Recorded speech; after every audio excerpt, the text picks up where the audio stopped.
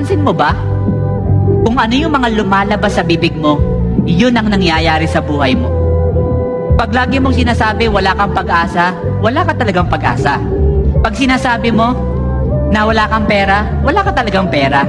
Pag lagi mong sinasabi na hindi ka nagagaling, hindi ka na talaga gagaling. Because sabi ng Biblia, the abundance of the heart, the mouth.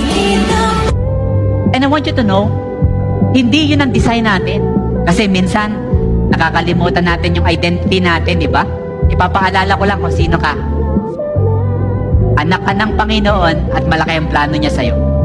At ang gusto niya ay ikaw ay lumaban. So I want to pray for you as I end. Sa mga tao dito na feeling mo lagi you are defeated or feeling mo na parang wala kang pag-asa sa buhay, I want you to know,